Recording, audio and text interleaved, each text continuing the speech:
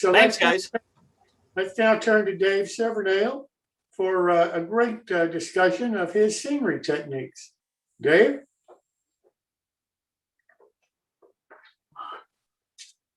All right, now I'll do the share screen and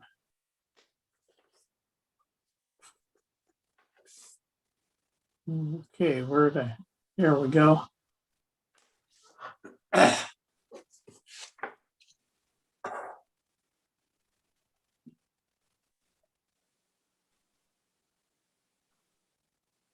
All right. Come on.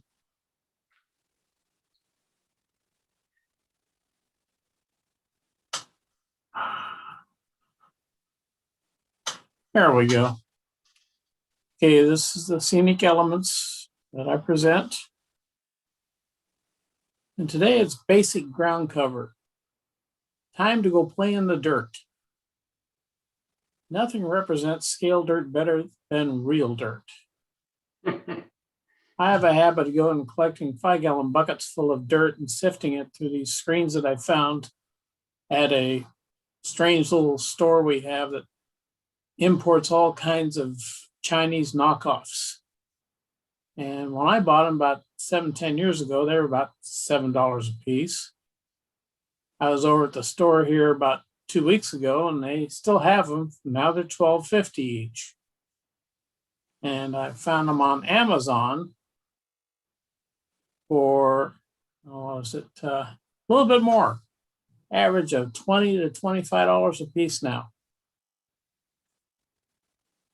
And as you saw on the slide before, I have a smaller set. And these are those here, and they fit coffee can just perfectly. I only have 3 of them. I have the 1/10 of an inch, 30th of an inch, and 50th of an inch. But what it results in, I did this for a little demonstration that I'm doing for today.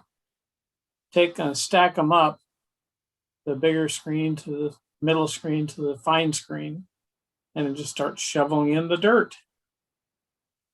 Then I move it all around so it sifts through. Here I've got it full and I've got, before it's shook. Here it's after it's shook, and here's the top one. And that's a 1/10 of an inch or bigger. The next one on the left here is a 30th of an inch or bigger. So that's about, I think it was 32 thousandths. And in the screen of the 1/50th, that's everything that's about 20 thousandths. And then in the actual coffee can itself, the stuff that's less than 20 thousandths, and it's basically a powder, which is great because that's what I use to blend everything with.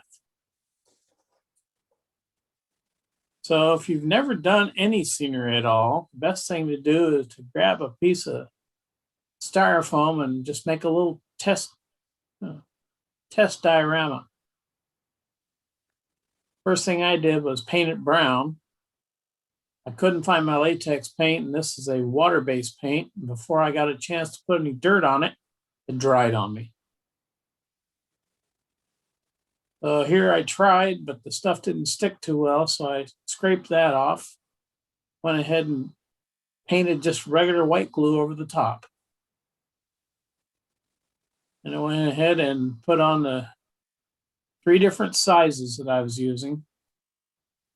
And so you got kind of like small rocks, another consistency that's sand, and then I use the powder, just kind of blend everything together. Then on the right, I wet it down with wet water. The best thing to do for this is to find a fine mist sprayer, because if you hit it with a regular sprayer, even with wet water, you'll get big drops coming out and it'll puddle up on you. So a fine mist sprayer is what helps in this regard right here. Anyway, here is 3 different samples of soil I got. The left one is more of a clay that came from a friend's house up in the hills. The middle one is there's a small town, Newcastle, heading up towards Auburn off of Highway 80 and the, Transcontinental Railroad. And right along the side of one road, a nice little hillside, I dug up a couple of 5-gallon buckets full of dirt, sifted it down. I've got rock on the lower left, pebbles that are about 1/4 inch on the right. Upper left is the 1/30th of an inch more sand-like, and then on the upper right is the powder. Then over on the right, the one that's labeled Bucks Lake, I was needing some dirt for basically the Feather River Canyon, which is one of the scenes on my big module. And I helped a friend go take his trailer out of Bucks Lake, and we happened to be driving up the road. The ravine at Bucks Lake goes up about 20 miles south of Feather River Canyon, so the dirt is very comparable. So I grabbed a 5-gallon bucket from there. The bad part is I forgot to write down the mileage or the mile marker it's at, so I don't know exactly where to get this duplicated. But with a 5-gallon bucket, I have enough for quite a while. And here's the 3 different colors side by side. The left is the Bucks Lake granite. The middle is the Newcastle, this kind of dirt color, and the right is the clay type. The guy has clay on his land, so it's very reddish. Here I did this actually today. Got another piece of just regular bead foam, put on the white glue and sprinkled on the 1/30th, both in the Newcastle and the Bucks Lake. The center one, I took the powder from the Newcastle and filled in. The one on the right, I filled in with the Bucks Lake. The powder helps blend everything in. Still haven't wetted these down so they can be finely glued, but other than that, that's it for today.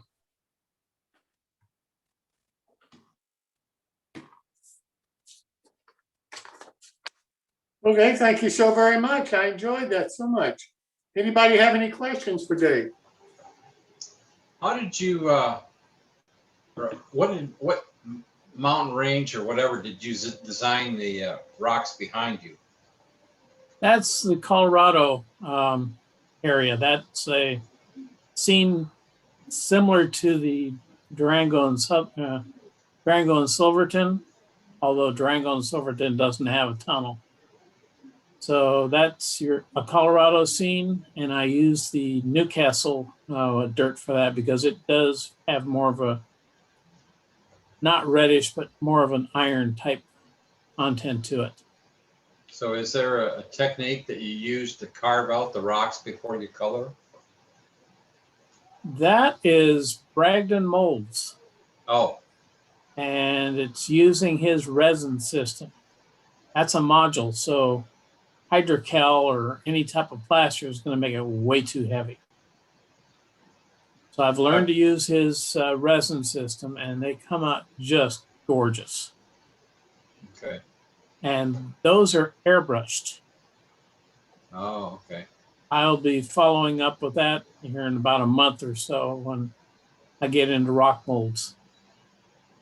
I'll be looking for that because I've got like about a 10 or 12 foot tunnel that I would like to lift out the center of it, but I would like it also to blend in on each end of it if possible. The way to do that is you overlay it. And are you going to use hydrocal or what do you use for the rock? Well, right now I've got it made out of 2-inch styrofoam, but I haven't put the top on yet. The Bragdon system's a little expensive, but the stuff there's no weight to it. How long is that section you're trying to lift off? It'll be about 8 to 10 feet. Well, with the styrofoam and Bragdon's resin, it might weigh 3 pounds, Oh, okay. where you'll just run more than 3 pounds on the first 1 foot square of plaster. That's true. Where Right do you now, live? I live in Ohio. Okay. A friend of mine, he showed me this stuff. It's called brown goop. You mix some sort of a plaster cloth mix, but it's not the plaster cloth. Plaster clay, I think it is. Okay. And vermiculite, paint, glue, and mix that all together, and it goes on pretty nice. I've done the one gorge I've got. If we have time, I might try to show that, or maybe next time. But I did that same thing, and we carved into the styrofoam and used some of that. Turned out pretty nice, but this tunnel has kind of got me wondering how I'm going to do that with that big of a section. Have you looked to see if you can put that stuff into a mold? I have not yet, but I might try that. Okay, when you mix that up, is it real sticky? Depends. If you can mix it a little drier, or you can mix it a little wetter. If it's too dry, you just add a little bit of water. But it molds pretty nice, I think, as far as laying it on the layout. Okay, if it's mixed with water, I would take a rubber mold and I would spray it with wet water, not much, just mist over it. Right. That'll also help that stuff go down into the nooks and crannies of the mold. Okay. And as long as it's not sticky, or the stuff I have is resin and it's real sticky, but after about 30 minutes, it kind of glosses over and it no longer sticks. Okay. So as long as it is able to harden up and no longer stick, then you can get the mold off without a problem. And depending how strong it is as to whether it'll end up breaking in some of the crevices of the mold or it will stick. But I would try to find a reasonable size mold, maybe 1 foot square, with a lot of rough rock work to it. Okay. And try it. All right. Yeah. Always try stuff. Don't ever be afraid to try, because you might discover a new way. That's true. Thank you. Hey, any other questions? Dave, I've got one for you. You mentioned you had a learning period on using the rosin. Is it difficult to use? What are there tricks to doing it? What did you learn that you could pass on? Okay. Couple things I learned about it. Although it's real sticky to start with, it takes a little while, probably 30 minutes or so. Well, the way he does his, it's 2 parts. It's a casting resin, and you mix it, it hardens up. Then he puts a 2-part expanding foam on the back. And what I learned to do is, of course, I have a plastic sheet on the table when I do this.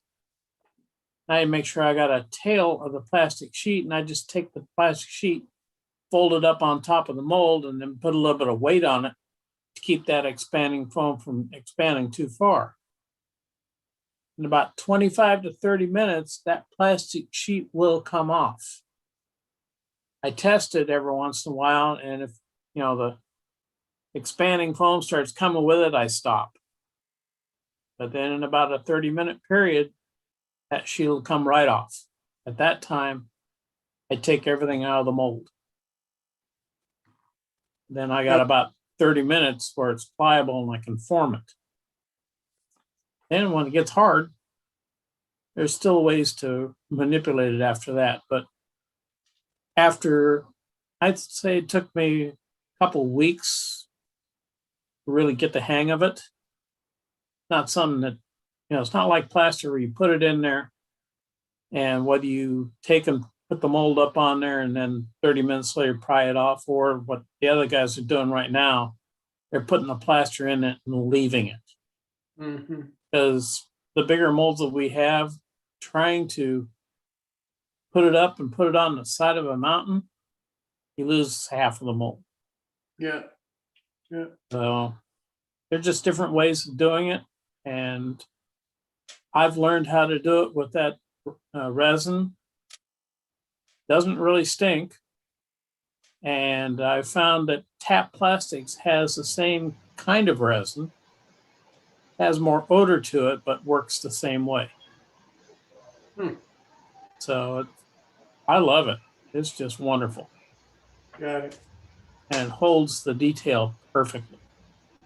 Have you tried putting any coloring in the resin? You can. I don't. What I found, well, that's going to be something else I'll come up on, because I color it differently than what Bragdon does. He uses basic washes. He takes the resin, coats it with white gesso, and then uses a very dark gray tempera, puts it on dry, takes a wet sponge and wipes it off. And what happens is a lot of that stuff gets wet and runs into cracks. So all you have all the cracks identified, almost like using, alcohol and black ink. Then he starts with washes of the different colors, raw sienna, some yellow ochre, and some of the other colors, some of the burnt umbers, depending whether he wants it light or dark.